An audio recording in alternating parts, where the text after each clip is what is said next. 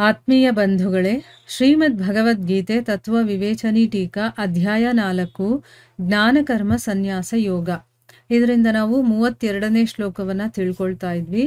ಹೋದ ಭಾಗದಲ್ಲಿ ಇದೇ ರೀತಿ ಇನ್ನೂ ಬೇಕಾದಷ್ಟು ಯಜ್ಞಗಳು ವೇದವಾಣಿಯಲ್ಲಿ ಇದೆ ಅಂತ ಹೇಳಿದ್ರಲ್ಲ, ಅದಕ್ಕೆ ಅರ್ಥ ಏನು ಅಂತ ತಿಳ್ಕೊಂಡ್ವಿ. ಅಂದ್ರೆ ಬೇಕಾದಷ್ಟು ವೇದಗಳಲ್ಲಿ ಹೇಳಿದ್ದಾರೆ ಇನ್ನೂ ಯಜ್ಞಗಳನ್ನ, ಅದನ್ನು ಕೂಡ ಮಾಡಿದಾಗ ಆದರೆ ಯಾವ ರೀತಿ ಮಾಡಬೇಕು? ಅಭಿಮಾನ, ಮಮತೆ, ಆಸಕ್ತಿ, ಫಲೇಚ್ಛೆ ಇದನ್ನೆಲ್ಲ ಬಿಟ್ಟು ನಾವು ಆ ಒಂದು ಸಾಧನೆ ಮಾಡಿದಾಗ, ಯಜ್ಞಕ್ಕೋಸ್ಕರನೇ ಕರ್ಮ ಮಾಡಿದಾಗ ಅದು ಕೂಡ ನಮಗೆ ಭಗವಂತನ ಪ್ರಾಪ್ತಿಯನ್ನ ಮಾಡಿಸುತ್ತೆ ಅನ್ನೋದನ್ನ ತಿಳ್ಕೊಂಡ್ವಿ.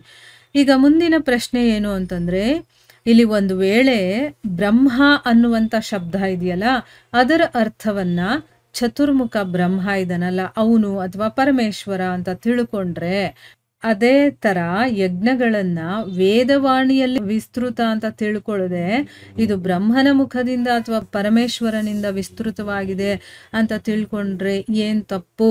ಯಾಕೆ ಅಂತಂದ್ರೆ, ಪ್ರಜಾಪತಿ ಬ್ರಹ್ಮ ಯಜ್ಞಗಳ ಸಹಿತ ಪ್ರಜೆಗಳನ್ನ ಉತ್ಪನ್ನ ಮಾಡ್ದ ಅನ್ನುವಂತ ಮಾತನ್ನ 3ನೇ ಅಧ್ಯಾಯದ 10ನೇ ಶ್ಲೋಕದಲ್ಲಿ ಆಲ್ರೆಡಿ ನಾವು ತಿಳ್ಕೊಂಡಿದೀವಿ.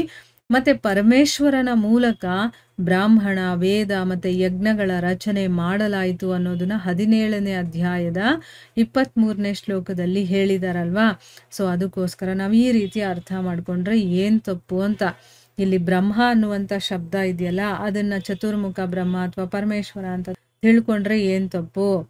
ಯಾಕಂದ್ರೆ ಇಲ್ಲಿ ಯಜ್ಞಗಳು ವೇದವಾಣಿಯಲ್ಲಿ ವಿಸ್ತೃತವಾಗಿದೆ ಅಂತ ಹೇಳಿದ್ದಾರೆ, ವೇದವಾಣಿಯಲ್ಲಿ ವಿಸ್ತಾರವಾಗಿ ಹೇಳಿದ್ದಾರೆ ಅಂತ ಅಂದ್ಬಿಟ್ಟು ಆ ರೀತಿ ತಿಳ್ಕೊಂಡ್ರೆ ಬ್ರಹ್ಮ ಅಂತಂದ್ರೆ ಚತುರ್ಮುಖ ಬ್ರಹ್ಮ ಅಥವಾ ಪರಮೇಶ್ವರ ಅಂತ ತಿಳ್ಕೊಳ್ಳೋದ್ರಲ್ಲಿ ತಪ್ಪೇನು ಅನ್ನೋದು ಪ್ರಶ್ನೆ. ಯಾಕಂದ್ರೆ ಮೊದಲು ಪ್ರಶ್ನೆ ನಮಗೆ ಸರಿಯಾಗಿ ಅರ್ಥ ಆಗ್ಬೇಕಲ್ವಾ, ಅದಕ್ಕೆ ಎರಡೆರಡು ಸರಿ ಹೇಳಿದ್ದೀನಿ.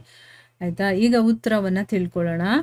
ಪ್ರಜಾಪತಿ ಬ್ರಹ್ಮನ ಉತ್ಪತ್ತಿ ಇದೆಯಲ್ಲ, ಅದು ಪರಮೇಶ್ವರನಿಂದಾನೇ ಆಗೋದು. ಆ ಭಗವಂತನಿಂದ ತಾನೇ ಪ್ರಜಾಪತಿ ಬ್ರಹ್ಮನ ಉತ್ಪತ್ತಿ ಆಗೋದು.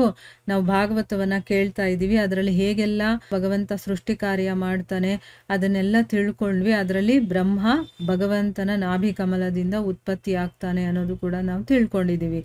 ಸೊ ಇಲ್ಲಿ ಬ್ರಹ್ಮನ ಉತ್ಪತ್ತಿ ಆ ಭಗವಂತನಿಂದಾನೇ ಆಗೋದು. ಆ ಕಾರಣದಿಂದ ಬ್ರಹ್ಮನಿಂದ ಉತ್ಪನ್ನವಾಗುವಂತ ವೇದ, ಬ್ರಾಹ್ಮಣ ಮತ್ತೆ ಯಜ್ಞಾದಿಗಳು ಅದು ಬ್ರಹ್ಮನಿಂದಾನೇ ಉತ್ಪತ್ತಿ ಆದವು ಅಂತ ತಿಳಿಸೋದು ಅಥವಾ ಪರಮೇಶ್ವರನಿಂದಾನೇ ಉತ್ಪತ್ತಿ ಆಯಿತು ಅಂತ ಹೇಳೋದು ಎರಡೂ ಕೂಡ ಒಂದೇನೆ ಅಲ್ವಾ. ಯಾಕೆಂದ್ರೆ ಅವನಿಂದಾನೇ ಇವನು ಬಂದಿರೋದ್ರಿಂದ, ಇವನಿಂದ ಅವೆಲ್ಲ ಬಂದಿದ್ರು ಕೂಡ ಅದು ಭಗವಂತನ ಮೂಲಕ ಅಂತ ತಿಳ್ಕೊಬೋದು ಅಥವಾ ಬ್ರಹ್ಮನಿಂದಾನೇ ಅಂತಾನು ತಿಳ್ಕೊಬೋದು. ಇದೇ ರೀತಿ ಬೇರೆ ಬೇರೆ ಯಜ್ಞಗಳ ವರ್ಣನೆ ವಿಸ್ತಾರವಾಗಿ ವೇದಗಳಲ್ಲಿವೆ. ಆಯ್ತಾ? ಮತ್ತೆ ವೇದಗಳ ಪ್ರಾಕಟ್ಯ ಯಾರಿಂದ ಆಗಿರೋದು? ಬ್ರಹ್ಮನಿಂದ ಆಗಿದೆ. ಆ ಬ್ರಹ್ಮನ ಉತ್ಪತ್ತಿ ಯಾರಿಂದ ಆಗಿರೋದು? ಪರಮೇಶ್ವರನಿಂದ ಆಗಿದೆ. ಈ ಕಾರಣದಿಂದ ಯಜ್ಞಗಳು ಪರಮೇಶ್ವರನಿಂದ ಅಥವಾ ಬ್ರಹ್ಮನಿಂದ ಉತ್ಪತ್ತಿ ಆಯಿತು ಅಂತ ತಿಳ್ಕೊಳ್ಳೋದು ಮತ್ತೆ ವೇದಗಳಿಂದ ಉತ್ಪನ್ನವಾಯಿತು ಅಂತ ತಿಳಿಸೋದು ಎಲ್ಲ ಒಂದೇನೆ. ಯಾಕೆ ಅಂತಂದ್ರೆ ಮೂಲ ಯಾರು? ಪರಮೇಶ್ವರ, ಭಗವಂತ.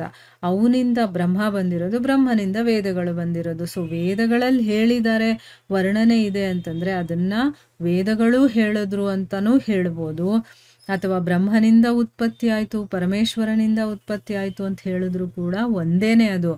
ಆದರೆ ಬೇರೆ ಕಡೆ ಯಜ್ಞಗಳನ್ನ ವೇದಗಳಿಂದ ಉತ್ಪನ್ನವಾದಿ, ಬೇರೆ ಕಡೆ ಏನು ಹೇಳಿದ್ದಾರೆ? ಯಜ್ಞಗಳನ್ನ ವೇದಗಳಿಂದ ಉತ್ಪನ್ನವಾದವು ಅಂತ ತಿಳಿಸಿದ್ದಾರೆ.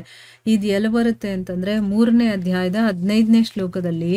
ಯಾವ ಶ್ಲೋಕ ಅಂತಂದ್ರೆ, ಕರ್ಮ ಬ್ರಹ್ಮೋದ್ಭವಂ ವಿದ್ಧಿ ಬ್ರಹ್ಮಾಕ್ಷರ ಸಮುದ್ಭವಂ ತಸ್ಮಾತ್ ಸರ್ವಗತಂ ಬ್ರಹ್ಮ ನಿತ್ಯಂ ಯಜ್ಞೆ ಪ್ರತಿಷ್ಠಿತಂ ಅಂತ ಹೇಳಿದ್ದಾರೆ. ಅದರಲ್ಲಿ ಏನು ಹೇಳಿರೋದು ಅರ್ಥ ಅಂತಂದ್ರೆ, ಕರ್ಮಗಳ ಸಮುದಾಯ ಅನ್ನೋದು ವೇದಗಳಿಂದ ಉತ್ಪನ್ನವಾಗಿರುವಂಥದ್ದು. ಈ ವೇದ ಅವಿನಾಶಿಯಾದ ಪರಮಾತ್ಮನಿಂದ ಉತ್ಪನ್ನವಾಗಿರುವಂಥದ್ದು ಅಂತ ನೀನು ತಿಳ್ಕೋ. ಇದರಿಂದ ಸರ್ವವ್ಯಾಪಿಯೂ ಪರಮಾಕ್ಷರನು ಪರಮಾತ್ಮನು ಸದಾ ಯಜ್ಞದಲ್ಲಿ ಪ್ರತಿಷ್ಠಿತನಾಗಿದ್ದಾನೆ ಅನ್ನೋದು ಸಿದ್ಧವಾಗುತ್ತೆ ಅಂತ ಆ ಒಂದು ಶ್ಲೋಕದಲ್ಲಿ ಹೇಳಿದ್ದಾರೆ. ಮತ್ತೆ ಅದರ ವಿಸ್ತಾರಪೂರ್ವಕ ವರ್ಣನೆ ವೇದಗಳಲ್ಲೂ ಕೂಡ ಇದೆ. ಅದಕ್ಕೋಸ್ಕರನೇ ಈ ಬ್ರಹ್ಮ ಅನ್ನುವಂಥ ಶಬ್ದದ ಅರ್ಥವನ್ನ ಇಲ್ಲಿ ವೇದ ಅಂತ ತಿಳ್ಕೊಂಡು ಇಲ್ಲಿ ಅರ್ಥವನ್ನ ಹೇಳಿದಾರಲ್ಲ, ಅದೇ ಸರಿ ಅಂತ ಇಲ್ಲಿ ಅನ್ಸುತ್ತೆ ಅಂತ ಹೇಳ್ತಾ ಇದ್ದಾರೆ. ಅಂದ್ರೆ ವೇದಗಳಲ್ಲಿ ಇದರ ವರ್ಣನೆ ಇದೆ ಅಂತ ಹೇಳಿರೋದು. ಇಲ್ಲಿ ಬ್ರಹ್ಮ ಅನ್ನುವಂಥ ಶಬ್ದ ಬೇರೆ ಬೇರೆ ಬೇರೆ ಬೇರೆ ಪದಗಳಿಗೆ ಉಪಯೋಗ ಮಾಡ್ತಾರೆ. ಈಗ ಬ್ರಹ್ಮ ಅಂತಂದರೆ ಚತುರ್ಮುಖ ಬ್ರಹ್ಮನಿಗೂ ಬ್ರಹ್ಮ ಅಂತಾರೆ, ಆ ಭಗವಂತನಿಗೂ ಬ್ರಹ್ಮ ಅಂತ ಕರೀತಾರೆ, ವೇದಗಳನ್ನೂ ಬ್ರಹ್ಮ ಅಂತ ಕರೀತಾರೆ, ಕೆಲವೊಂದು ಕಡೆ ಕೆಲವೊಂದು ವಿಷಯಗಳಿಗೆ ಬ್ರಹ್ಮ ಅಂತಲೇ ಕರೀತಾರೆ. ಸೊ ಇಲ್ಲಿ ಬ್ರಹ್ಮ ಅಂತ ಹೇಳ್ತಾ ಇರೋದು ವೇದಗಳಿಗೆ ಅಂತಂದ್ಬಿಟ್ಟು ಇಲ್ಲಿ ನಾವು ಅರ್ಥ ಮಾಡ್ಕೊಳ್ಳೋದೇ ಸರಿಯಾಗಿದೆ ಅಂತ ಇಲ್ಲಿ ವಿವರಣೆ ಮಾಡಿ ಹೇಳಿದ್ದಾರೆ. ಸೊ ಈಗ ನಮ್ಗೆ ಅರ್ಥ ಆಗಿದೆ ಅಲ್ವಾ?